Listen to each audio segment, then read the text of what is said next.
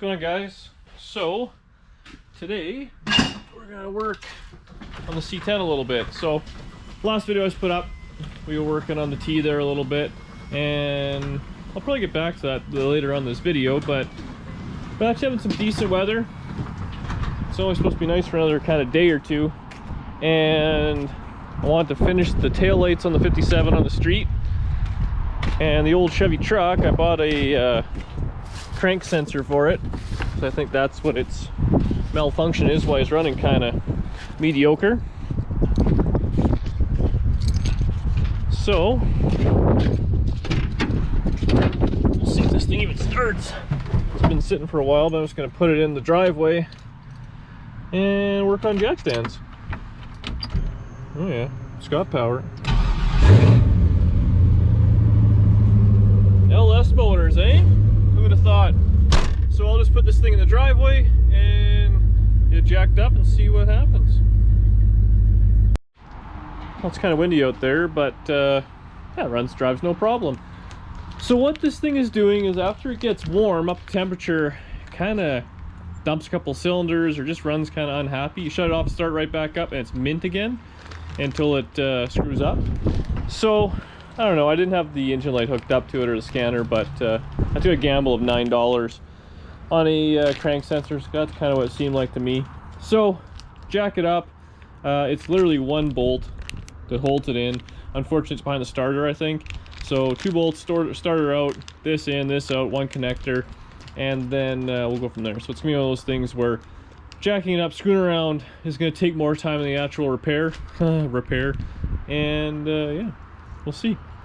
But fingers crossed this will be it, so I can get that dealt with, and then maybe drive this thing a little bit today, because it's our last nice day before we get a little bit more snow, unfortunately. So get that dialed, and then bring the 57 in.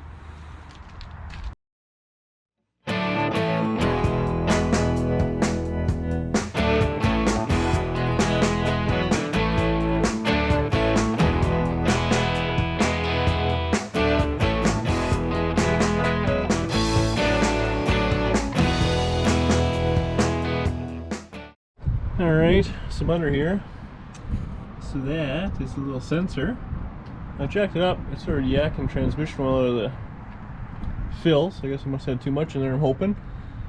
Or it's messed up. It didn't leak when it was on the on level ground. So I'll pull that out, just as one little O-ring, slap new one in, hook the connector back up. I just got the starter dangling. Slap back together. Alright, so I got her all back in. You can see by these white wires, I actually changed the connector to it. Just because when I got the thing, it was all pulled apart. So I just kind of connected them back together. I thought for the extra few dollars. So a total of $12 or $14. I got new sensor, new wiring. Everything's loose right now. I'm going to start it up, see what happens, and I can come back and just kind of zip tie it up nicely. But pretty simple job. As long as it works, it was worth my time. Alright, well, fast forward about a half an hour. I changed everything over. When to start, pissing around, screwing around, thought I had a bad sensor, double checked, made sure I had the right part number. That was all good. So I started changing things. So I changed the old sensor back in, wouldn't start. So then I took this little wiring harness, whatever, off and put the old one back in, and it fires up now. So I don't know what the deal is there. This one does have, like, you know, larger gauge wires. Maybe that has something to do with it, or what? I mean, it's brand new on the box. Junk. But at least it runs. I'm happy. I'm gonna let it get the temperature and see if we fix the problem, or I don't know, whatever. Go get the 57, drive it around. Hopefully it'll go a lot easier, because I'm thinking it's just like 2 wire connectors on a fuse, but I'm not having the best luck today. All right, well, I needed a win, so I fast forward. I put a fuse in the car. I put all new connectors.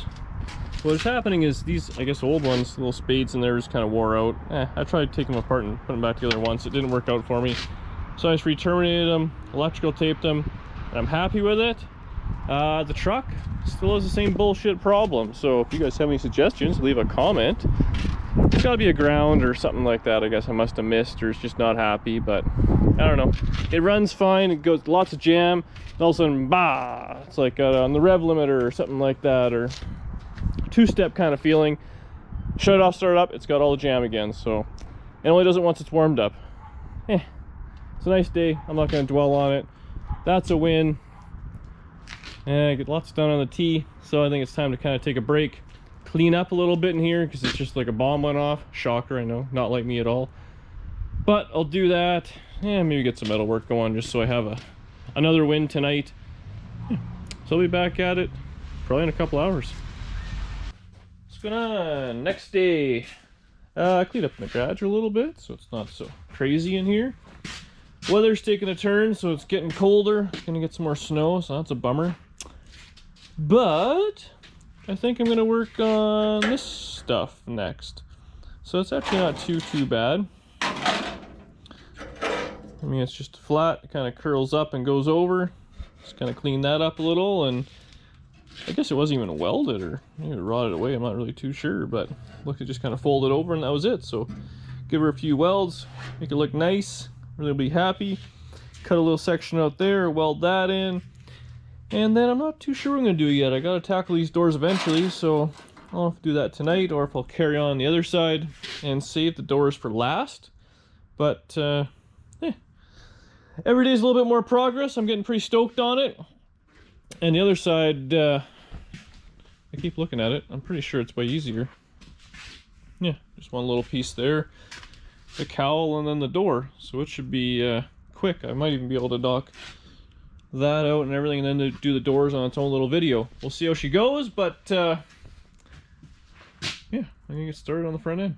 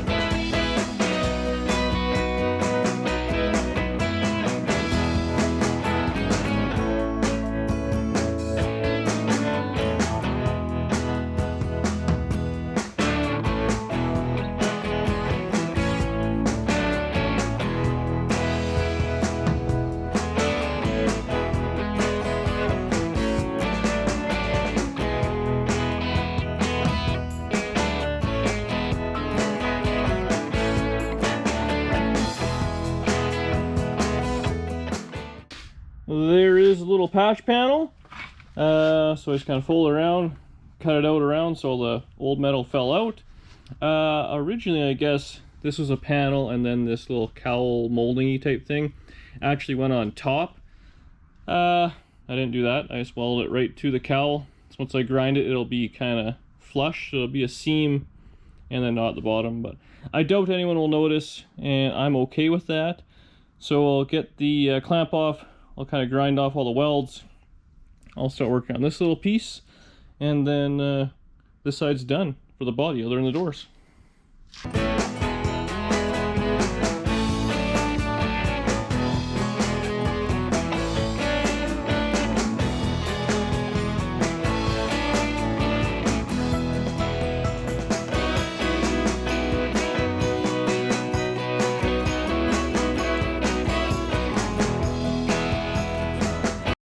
Okie doke. So cleaned up, that looks good enough for me. And then I just kind of cleaned up around here, and I cut a little piece out. So I'll probably just cut a little piece of sheet metal with some hand shears, just so it's about that shape. Plug her in there, weld it, grind it, and that's it. So yeah, let me know what you guys think. If there's a better way of doing this, I'm all ears, because this is tedious and boring. Ta-da! So we're done on this side anyways. The other side I gotta get started on, but it'll be easy. It just needs one little patch here, which is actually nice because it'll have the rolled edge there, still good, and back here you can see the little seam, so I don't have to touch that. I can just kind of do a patch like that, and I don't even have to touch there, so I can keep everything nice and easy. Over on this side, I just have this little bit of rot there. Again, I ain't really got to worry about this too much because I'm going to end up chopping a lot of that out to set the axle in. So that's the only real rot in this little frame rail piece anyways. So I'll just cut it out, pretend it doesn't exist. And then I'll just run my piece around, pull that to whatever the hell this is, some sort of brace or something, I guess. Pull that out, weld her in. Just got that one little curve to deal with. And that's pretty much it. So, oh, there's a little bit here. I guess I can just weld that in. A couple of cracks. This metal's thick enough to clean it up. Weld it, be done with it. And yeah, that's actually working out pretty good. So I'll probably get this thing spun around a little bit so it's easier to work on. And cutting and welding.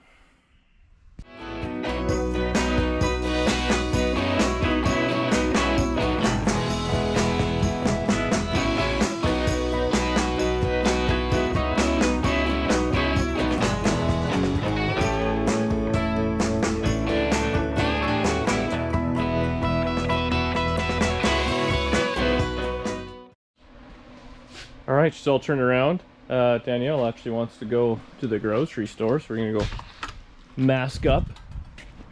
See what that is. Today, actually, 57 was riding like crap, and took it in the shop there and took front tires off. I'll put a little maybe video in. I did it on my cell phone, so it might be terrible and shot the wrong way, but the woo! Both front tires, the belts let go. So I had a set of Steelies, so I put those in the back and I kept the Kragers up front because the fronts were originally 14s. I hated them as it was, but man, is it ever sit nose high with a bigger tire on it. So I'm either gonna have to convince Danielle she wants a gasser look and go higher in the front, bigger springs, or maybe I'll heat the coils and drop it down, or find a whole new set of wheels and tires. But that being said, it drives a heck of a lot nicer. So those cords must have been, or the belt must have been shifted for a while, but we'll do that. I'll be back in the garage after supper. So we were getting some essentials from the store, and there's a really funny smell in my car. Why don't you explain what happened here? I don't know what's happened yet, but everything is schmelted. Super schmelted, like schmelted. So we'll just see what happens, and hopefully you can make it home. Get some groceries and get home. Stupid car. Looks good though. It's a good looking car.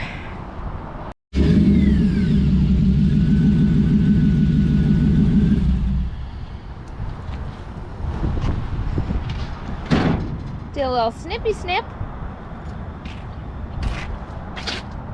Snip there. That sparked. Well, this was a problem. So what happened? I don't know, just started overcharging and then smoking. So I just cut the charge wire, and Say Libby? we'll deal with it later. We have enough power to get home. It doesn't look like it's going to set on fire. Just tuck that one in. And future Dan's problem. Well, we made her home. So that's the charge wire that disintegrated itself and melted a few things along with it. So I'm thinking maybe it got pinched or something. There's a little nub on the radiator, so I don't know, maybe it got jammed or wore through or did something and then grounded and screwed everything up. So instead of fixing it, I'm just gonna disconnect the battery. But it's supposed to snow, which is a bummer, but maybe in a couple days I'll just get a new piece of wire, run it from the alternator just right to the battery, the fuse block, wherever I had it going to, and fire it up and see if it's fixed. If not, I guess I got a bunk alternator, which was brand new. So hot rods, aren't they fun? Okay, so we're back on the T, at least I know it's mangled. So I cut a little section out where it's all kind of rotted. The inside's meh, but I'll fix that on the inside because I don't know how much I'm going to end up cutting out, like on the other side there. I gotta kind of get a little patch in there, nothing too crazy. I did take that piece off, it's now on the ground. Junk. So, I'll just get a little piece out, put it in the shear, no big deal. Roll the edge, weld it in. And then here, I don't know if I can just maybe weld in some of those cracks, or maybe it's too thin, I might have to make a little patch, but that shouldn't be too big of a deal. Get that dialed in, and then I think it's supper time. Finish supper, come out, finish the firewall, or the cowl, and done on this video because it's been all over the place.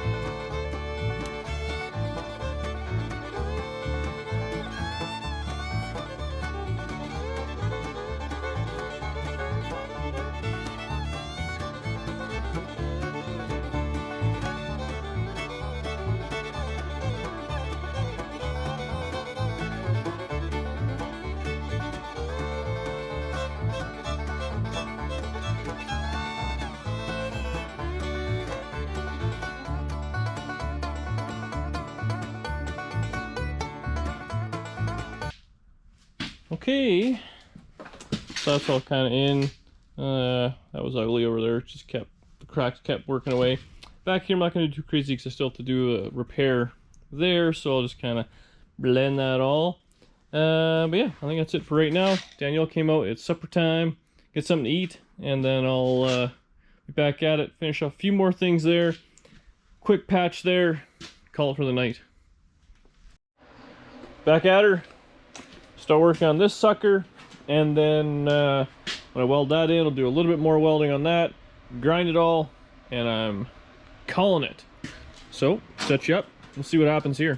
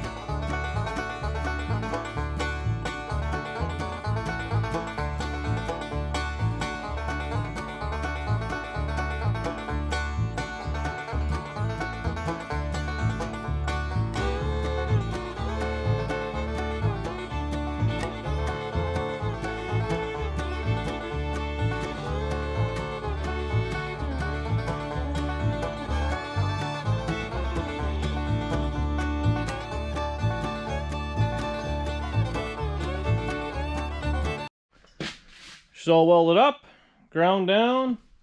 I'm pretty happy with it. Tomorrow I might go over a few little last minute things, but overall, it's good enough.